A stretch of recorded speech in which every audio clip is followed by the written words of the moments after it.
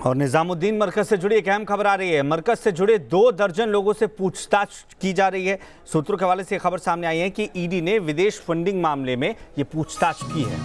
कई हवाला लिंक से जुड़े खातों की पहचान हो चुकी है और इसके बाद अब तार जोड़ने की कोशिश की जा रही है कि आखिर किन किन देशों से किन किन लोगों के जरिए इन खातों में पैसे आए हैं। बताया जा रहा है कि इन फंडिंग के जरिए और मरकज के जरिए मौलाना साद ने अपनी संपत्ति 2000 करोड़ की बना ली है।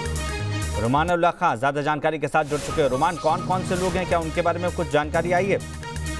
देखिए, बिल्कुल ये सभी मरकज से जुड़े हुए हैं, जिसमें से कई ऐसे हैं जो मौलाना साहब के करीबी हैं, जमात से जुड़े हुए हैं, जिनके अकाउंट का इस्तेमाल हुआ था, जिनके अकाउंट से पैसा आया था। क्योंकि पूरे मामले में मनी लॉन्ड्रिंग का मुकदमा प्रवर्तन निदेशालय ने दर्ज किया था, जिसके बाद से 24 लोगों से ज्यादा लोगों से पूछताछ हो चुकी है और इस पूरे मामले में कई हवाला ऑपरेटर से भी प्रवर्तन निदेशालय ने पूछताछ की है।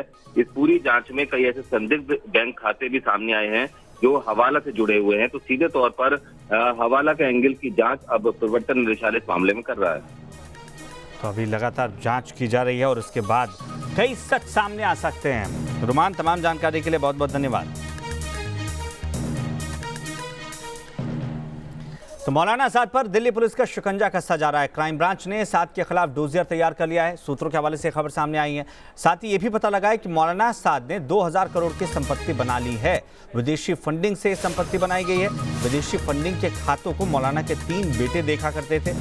अभी जो ताज़ा अपडेट इस पूरे मामले में आया वो भी हमने आप तक पहुंचाया कि किस तरीके से तकरीबन 1 दर्जन ऐसे लोग हैं जिसमें न सिर्फ मौलाना साद के बेटे बल्कि उसके कई रिश्तेदार भी शामिल हो सकते हैं, जिनसे लगातार ईडी की टीम पूछताछ कर रही है और खंगालने की कोशिश कर रही है कि आखिर इसके पीछे का सच क्या है, किस वजह से ये फंडिंग की जा रही थी, इसके पीछे मकसद क्या था। दिल्ली पुलिस की क्राइम ब्रांच ने मौलाना साद पे डोजियर तैयार किया है और जिस तरह से बैंक खातों की तमाम जानकारी से लेकर के उनके बेटों तक वो किस तरह से बैंक अकाउंट्स को संभालते थे उसके बारे में पूरी जानकारी इकट्ठा की गई है। इस डोजियर में यहाँ तक की डिटेल है कि 2000 करोड़ की संपत्ति किस तरह से वो मैनेज करता था, इसके बारे में पूरी जानकारी दी गई है। इसके साथ में इलियास, उवैस और 2 बेटों के साथ में किस तरह से वो पैसों को इधर से उधर ट्रांसफर करता था, यानी तमाम तरह के वो अकाउंट्स का इस्तेमाल करता था और फंडिंग अलग अलग तरीके से की जाती थी। विदेशी फंडिंग का मामला भी सामने है और खासतौर पे जिस तरह से ईडी ने जांच बढ़ाई और खास इसके साथ में आयकर विभाग ने जांच की, उसमें ये साफ तौर पे निकल के अब आ रहा है, जो सूत्र बता रहे हैं उसमें विदेशी फंडिंग के से लेकर के जो मरकज की कमाई थी, जो विदेशी फंडिंग थी, उसमें काफ़ी ज़्यादा पैसा इकट्ठा करके एक दूसरे ट्रांसफर में भेजा जाता था। मौलाना साद के बारे में तमाम अकाउंट्स के बारे में जानकारी हासिल हुई है। सूत्र बता रहे हैं कि 2000 करोड़ से ज़्यादा की संपत्ति मौलाना साद के पास है। ना सिर्फ दिल्ली, तो इसके अलावा उत्तर प्रदेश और हरियाणा में तमाम अलग अलग जगहों पे ठिकाने हैं। अभी तक मौलाना साद का कुछ भी पता नहीं चल पाया है, यानी मौलाना साद लगातार अपनी मूवमेंट्स को बदल रहा है।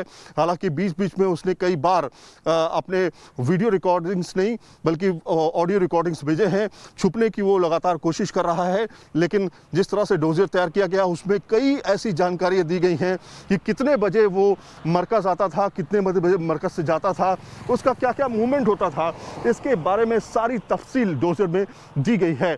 जाहिर तौर पर अब मौलाना साद की मुश्किलें और बढ़ती जा रही हैं क्योंकि टैक्स चोरी का मामला भी अब सामने आ रहा है धीरे धीरे, और संपत्ति जिस तरह से जुटाई गई है, किस तरह से उसका इस्तेमाल किया गया है, क्या ये पैसा टैक्स में दिया गया नहीं दिया गया, ऐसी तमाम जानकारी इकट्ठा करके डोजियर में दी गई है। देखना ये होगा मौलाना साहब आखिर कब तक सामने आता है और कब तक क्राइम ब्रांच के हाथ मौलाना साहब लगता है।